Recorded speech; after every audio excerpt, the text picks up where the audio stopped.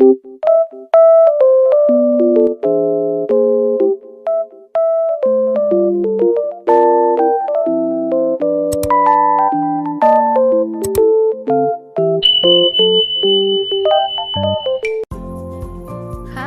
assalamualaikum. Perkenalkan, saya Imratul Hasanah dari kelas PAI 6D dengan NIM 21010123555, status mahasiswa aktif Unwah Jombang. Di sini saya akan mempraktekkan tentang materi PPL Micro Teaching yang diampu oleh Ibu dosen Khairunisa MPD. Baik teman-teman, di materi kali ini saya akan mengajak teman-teman sekalian untuk mempelajari materi sejarah kebudayaan Islam tentang strategi dakwah Khulafaur Rasyidin. Yang pertama terdapat strategi dakwah Khalifah Abu Bakar Al-Siddiq, yang kedua terdapat strategi dakwah Umar bin Khattab, yang ketiga terdapat strategi dakwah Khalifah Utsman bin Affan, yang keempat terdapat strategi dakwah Khalifah Ali bin Abi Thalib. Yuk, daripada penasaran, kita simak video selanjutnya.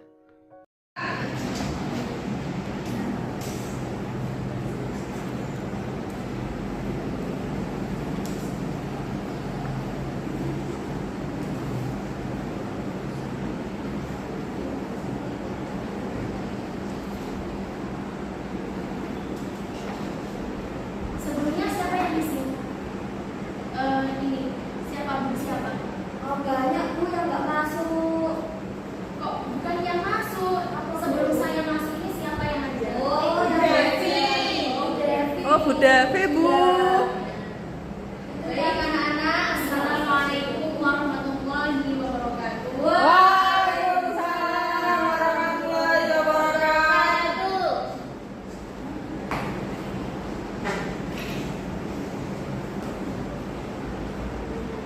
Baiklah, monggo membaca doa dulu sebelum mulai pelajaran.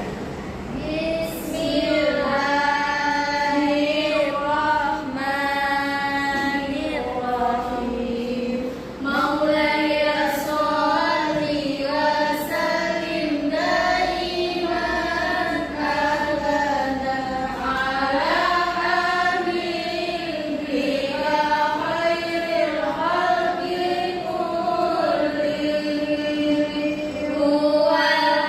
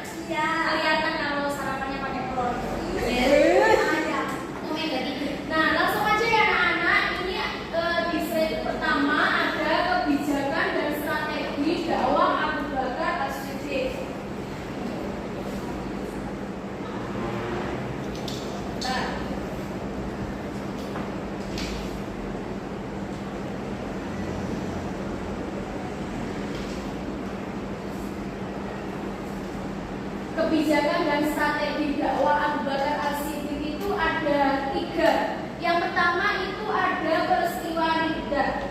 Peristiwa Riddah itu apa sih, Bu? Yaitu peristiwa peperangan melawan kemurtadan antara Khulafaur Rasyidin dan pembangkang suku Arab. Perang ini disebabkan setelah Rasulullah wafat, karena dia itu banyak pembangkang Arab yang tidak membayar zakat atau yang semena-mena terhadap Islam. Jadi yaitu adanya peristiwa perang Riddah. Perang Riddah ini, peristiwa perang Riddah ini dipimpin langsung oleh Khalid bin Walid yang memimpin perang. Siapa sih, Bu? Khalid bin Walid itu kok dia yang ditunjuk untuk memimpin perang. Jadi Khalid bin Walid ini seorang panglima perang anak-anak. Dia itu kalau memimpin sebuah medan perang, dia nggak pernah kalah, nggak pernah, intinya dia itu selalu menguasai medan tempur, sehingga dia itu dijuluki sebagai panglima perang. Selanjutnya yaitu kodifikasi Al-Quran. Oh iya, Ibu tadi sudah itu ya mengirim pembelajaran, buku pembelajaran di grup kelas. Coba dibuka dari halaman 87 di grup kelas ya. Nanti dia izin buka HP ya, Bu? Iya, ya nggak apa-apa. Buka aja, biar kalian tambah paham materi yang Ibu sampaikan. Halaman berapa, Bu? Halaman 87 nak, bab 5 ya. Bu, bacanya bener kan, Bu? Astagfirullahaladzim. Boten, Bu. 85. 87 nak. Ayo dibuka, nanti Ibu bakal itu nyuruh kalian baca ya.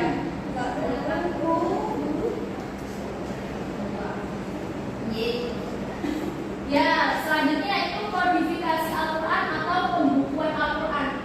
Setelah terjadinya peristiwa perang Riddah ini, banyak banget penghafal Al-Quran yang kemudian meninggal dunia. Lalu kenyataan ini sangat merugikan sekaligus mengkhawatirkan jika semakin banyak penghafal Al-Quran yang gugur, akibatnya Al-Quran bisa hilang. Menyadari hal ini, Umar bin Khattab mengusulkan kepada Abu Bakar untuk mengumpulkan tulisan Al-Quran menjadi satu buku agar bisa diwariskan kepada generasi mendatang. Jadi pas zaman dakwah Abu Bakar As-Siddiq ini ternyata sudah banyak penghafal Al-Quran ya, Masya Allah. Terus selanjutnya yaitu perluasan wilayah, atau kalau di buku kalian ada perluasan wilayah baru atau futuhat. Keberhasilan dalam perang Riddah ini, ancaman dari dalam Jazirah Arab dapat dikatakan teratasi. Namun, ancaman dari luar sedang bergerak. Kekuasaan yang dijalankan pada masa Khalifah Abu Bakar, sebagaimana pada Rasulullah, bersifat sentral. Kekuasaan legislatif, eksekutif, dan yudikatif terpusat di tangan Khalifah. Selain menjalankan roda pemerintahan, Khalifah juga melaksanakan hukum. Meskipun demikian, seperti juga Nabi Muhammad, Abu Bakar selalu mengajak sahabat besarnya bermusyawarah. Jadi Abu Bakar ini selalu mengajak sahabat-sahabatnya untuk musyawarah, karena beliau itu tidak gegabah, misal kayak ingin gitu langsung enggak. Beliau itu sosok pemimpin yang harus mendengarkan sahabat-sahabatnya, kalau aku gini gimana ya. Untuk keperluan tersebut, Khalifah Abu Bakar menugaskan 4 orang panglima, yaitu pertama dibaca Mbak Devi, siapa aja? Yazid bin Abu Sufyan ditugaskan di Damaskus. Abu Ubaidah bin Jarrah ditugaskan di Homs.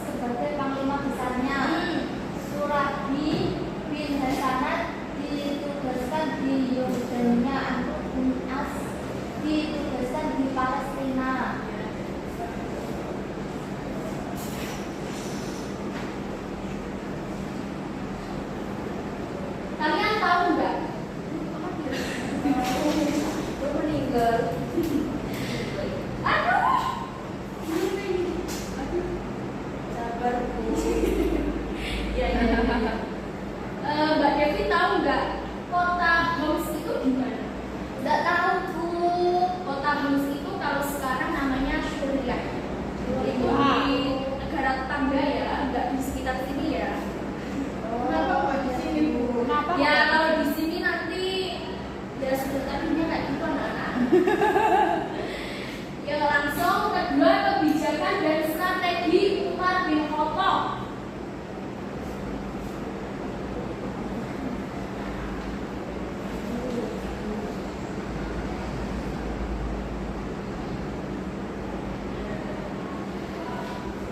Terdapat 4 kebijakan dan strategi dakwah Umar bin Khattab. Ayo Mbak Faiza dibaca, kok sepertinya mainan HP terus. Kerja Bu, saya membaca ini Bu. Oh ya, silakan Boleh, Mbak Bu. Faiz. Aku Semuanya. nggak tahu, Bu. Oh semuanya ya. Masya Allah. Yang saya nggak tahu, Bu. Sampai Makanya pentingnya konsentrasi itu ya kalau ditanya Iya. langsung. Iya Bu. Ya.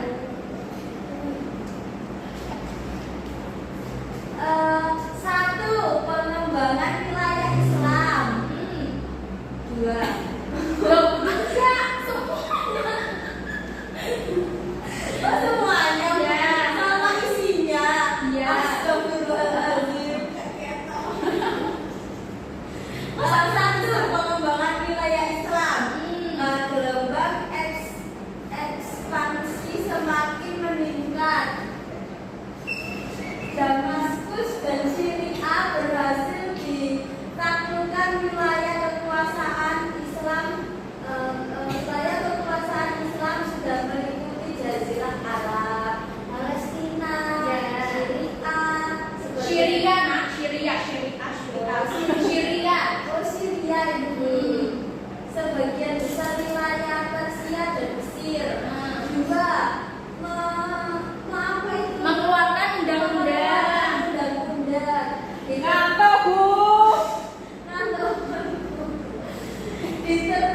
Diterbitkannya undang-undang dengan mengadakan kebijakan peraturan perundangan mengenai ketertiban pasar, ukuran dalam jual beli, dan mengatur kebersihan jalan pasar.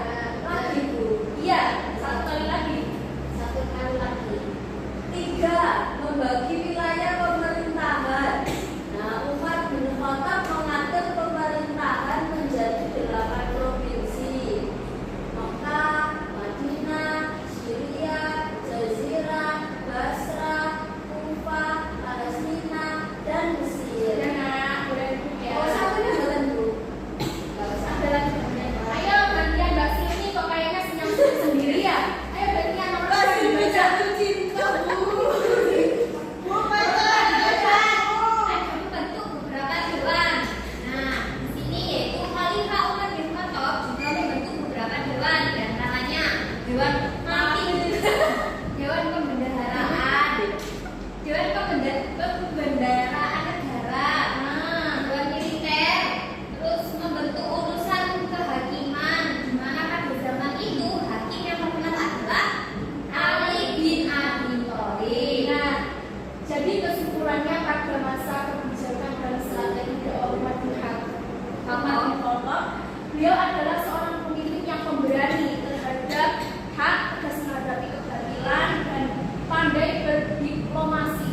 Beliau juga telah mengubah anak-anak padang pasir dari yang liar menjadi bangsa pejuang yang gagah berani, tangguh, disiplin, terus serta mampu menghancurkan Persia dan Bizantium.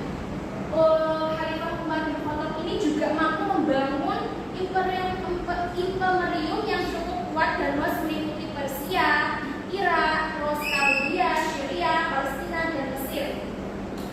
Apabila nih pemimpin pada sekarang mau meladeni kepribadian Umar bin Khattab, tentulah akan terwujud stabilitas negara dan bangsa yang ampuh.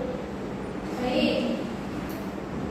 Selanjutnya yaitu kebijakan dan strategi Utsman bin Affan.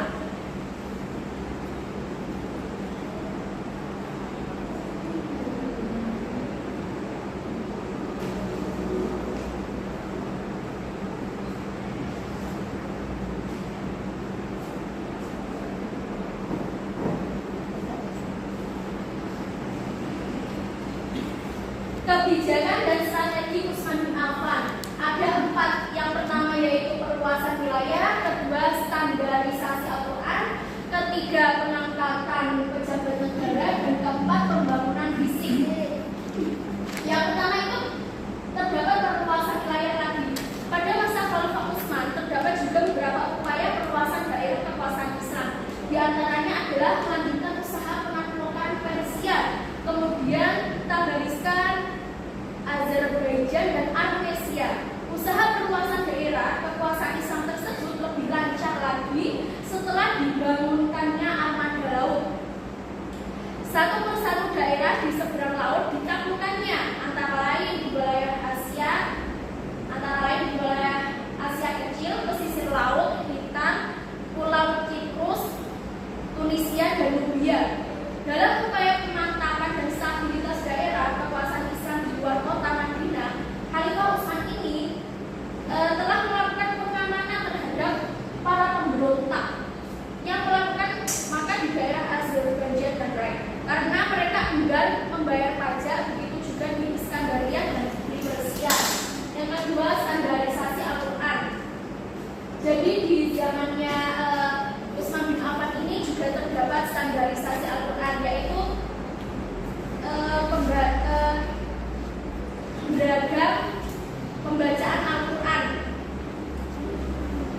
Adanya standarisasi Al-Quran ini untuk mencegah perselisihan di antara kaum muslimin perihal bacaan Al-Quran yang berbeda-beda. Menanggapi laporan tersebut, lalu Khalifah Utsman bin Affan ini membuat strategi, yaitu dengan cara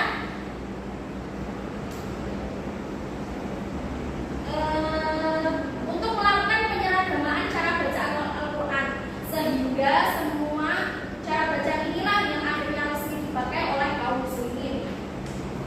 Yang ketiga yaitu pengangkatan pejabat negara.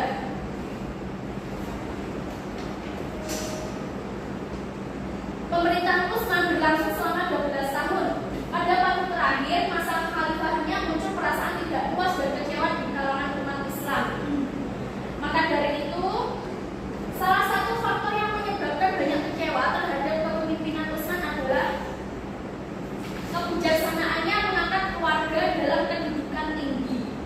Yang terpenting diantaranya adalah Marwan ibnu Hakam dalam pada dasarnya yang menjalankan pemerintahan, sedangkan Utsman hanya menyandang gelar khalifah.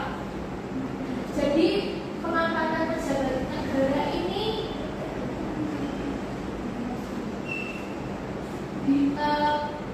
disebabkan oleh kecewanya kepemimpinan Utsman. Ya, selanjutnya yaitu pembangunan fisik.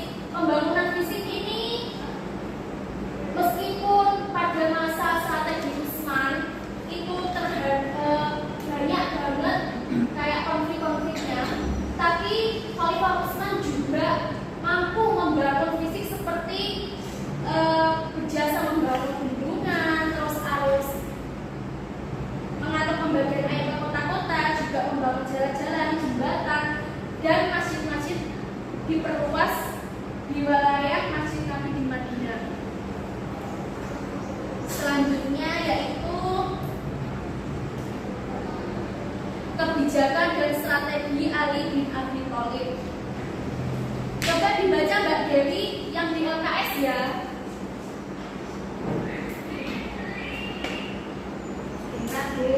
Ya. Kebijakan dan strategi Ali bin Abi Thalib. Yang pertama, penggantian pejabat lama dengan baru. Iya. Benar apa Bu? Iya. Baca semua Bu. Iya. Penyebab Pergolakan pergolakan yang terjadi, pemberontakan yang terjadi dikarenakan gara-gara para pejabat yang diangkat Utsman bin Affan. Ali bin Abi Thalib memutuskan untuk memecat para gubernur yang diangkat oleh Utsman bin Affan dan menggantinya dengan gubernur baru pilihan Ali bin Abi Thalib. Yang kedua, mengalihkan kembali tanah hadiah.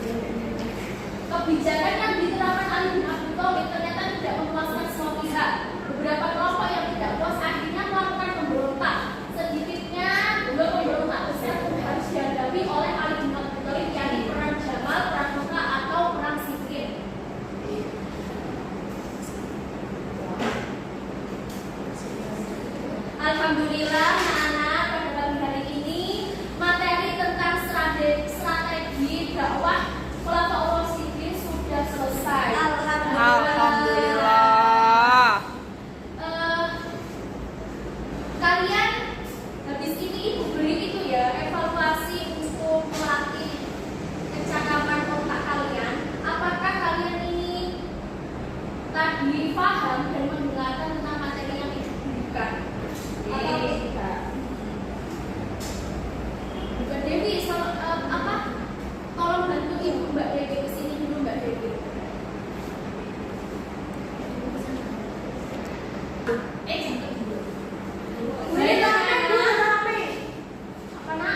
Rame, Bu.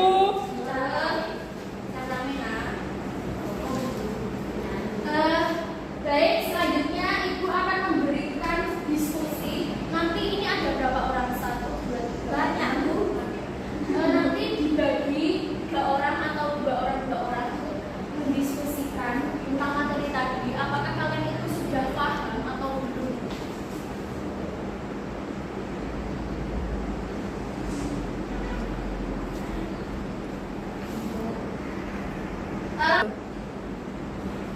Baik anak-anak, dibagi ya kelompoknya. Mbak Rizkia sama Mbak Silmi, terus Mbak Muza sama Mbak Faiza, Mbak Devi sama Mbak Dewi. Ini kalian jawab aja sebisanya, jangan banyak-banyak. Sebisanya kalian memahami materi tersebut. Ibu tunggu 5 menit ya, cukup ya. 7 menit? Ya. Tambah lagi, Bu, 1 jam. Ya ampun, nggak pulang-pulang. Jangan lama-lama, Mbak. Ya nanti nggak pulang-pulang. 360 menit. Ini Mbak, kita yang mana? Oh, itu HP. Mengapa kita ngomong tadi? Mengapa? Nggak kelihatan, Bu. Dibesarkan, Bu.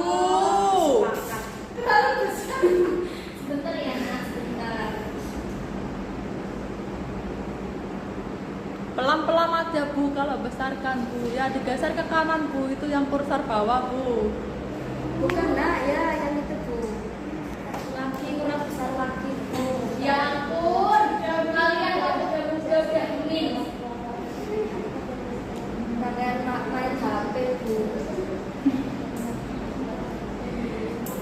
Udah. Sudah, apa belum anak-anak? Each moment later. Tampung. Nah, mari kita bahas bareng-bareng ya anak-anak ya. Yang pertama adalah mengapa kita perlu mengetahui kebijakan dan strategi Khulafaur Rasyidin. Hasil diskusi kalian apa coba? Kalau itu boleh tahu. Enggak boleh. Ya, Nggak boleh. itu karena untuk mengapa sih Bu kita harus mengetahui kebijakan dan strategi Khulafaur Rasyidin? Karena untuk memahami bagaimana wawasan tentang prinsip-prinsip besar yang diterapkan dalam konsep pemerintahan. Yang kedua, apa saja sih Bu strategi dakwah Khulafaur Rasyidin? Yang pertama ada pembentukan lembaga dakwah, terus penyebaran secara damai, dan pendekatan strategis dalam penaklukan. Yang ketiga, apa saja sih Bu prestasi pemerintahan Khulafaur Rasyidin? Yang pertama, pemantapan pemerintahan yang adil dan transparan. Yang kedua, pengembangan infrastruktur. Yang ketiga, pengembangan ilmu pengetahuan. Yang keempat, adakah kesulitan-kesulitan yang dihadapi masa pemerintahan Khulafaur Rasyidin? Pasti tentunya terdapat kesulitan-kesulitannya. Yang pertama yaitu pemberontakan, terus tantangan dari luar, dan masalah suksesi. Baik anak-anak,